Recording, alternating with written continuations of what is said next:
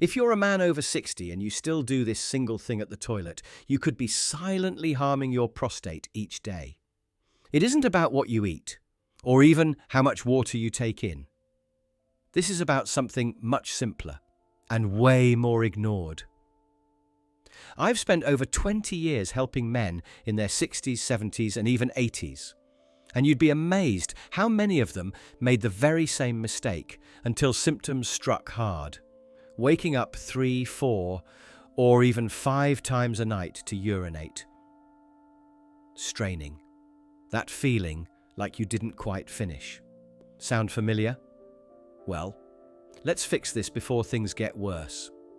Before we dive in, if you care about practical, real-world health advice, the kind that actually saves your nights and your comfort, make sure you subscribe and tap the notification bell right now. That way, you won't miss any vital tips coming up, especially if you're looking out for your prostate or the men you care about. And by the way, I'd really like to know your age and where you're watching from. My patients come from everywhere, and it's always interesting to see who is paying attention to their health. Let's begin with a habit almost no one mentions, but just about every man over 60 does. And yes, I've even seen my own brother do it. The first bad habit is rushing the bathroom process. Most men aren't even aware they're doing it. You stand at the toilet, you go, and you leave. 20 seconds, maybe even less. But here's the issue. Your bladder doesn't always empty fully, especially as you get older. The muscles that manage urination get weaker, and if you hurry, you leave behind residual urine. That leftover urine irritates your bladder, increases pressure, and inflames the prostate in time. I had a patient, Jim, 67, a former high school football coach. He said he was too busy to spend over 30 seconds in the bathroom. What happened? He ended up with chronic urinary retention. He had to start self-catheterizing at home, all because he never gave his body that extra moment it needed. What should you do instead? Simple. When you think you're finished, wait.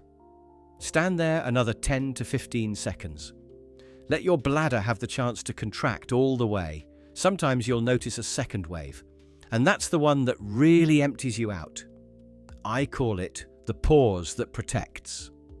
And believe me, this small change can sharply cut nighttime trips, urgency and pressure on the prostate.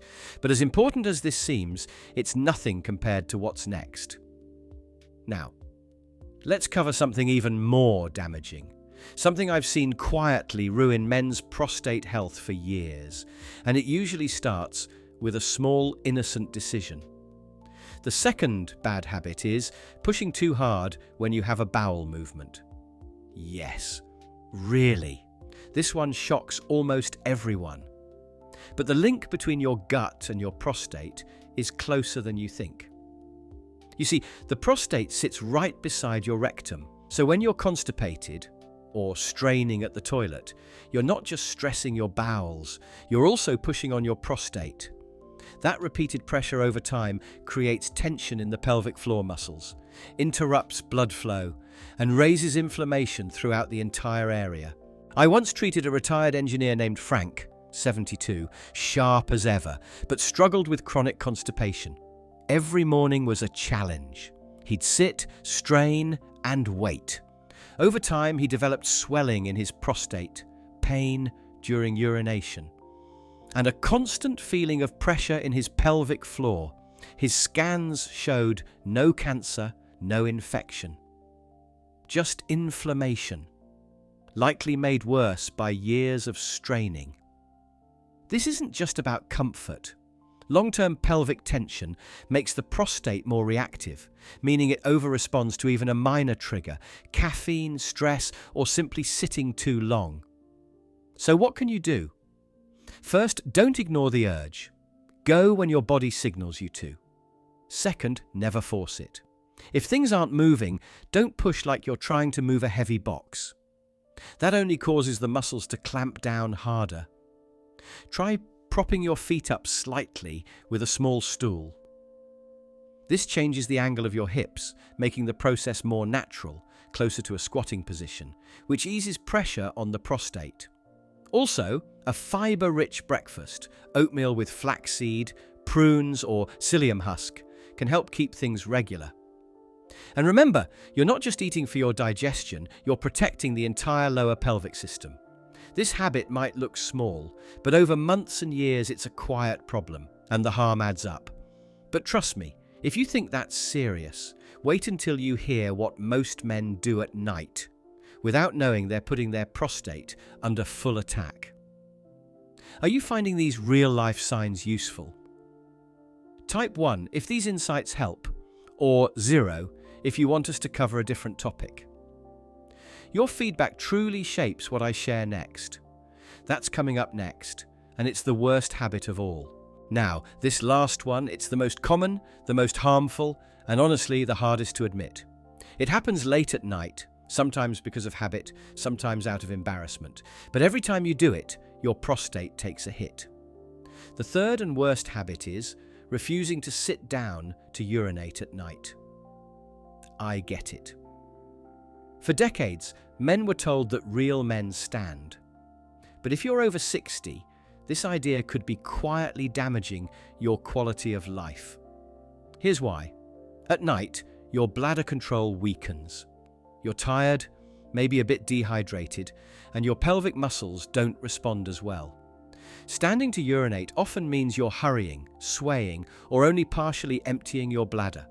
That residual urine builds up pressure, and that pressure inflames your prostate, especially at night when your body is meant to recover.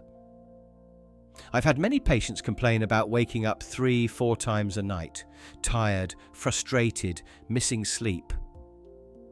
One of the first changes I suggest, sit down to urinate after 9 p.m.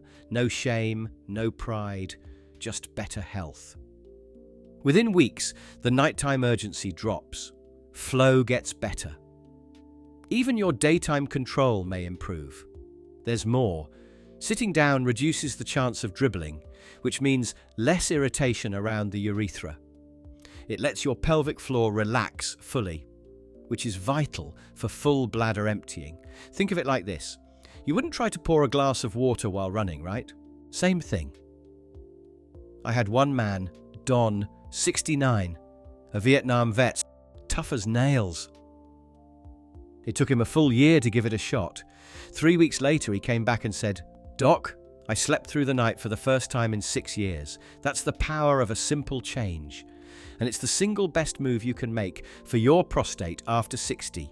Skip it, and the inflammation goes on. Try it, and your body finally gets the break it's been craving."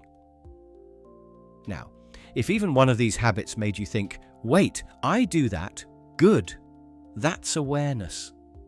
That's how real change begins. You don't need 100 new routines. You need just 2 or 3 that actually stick.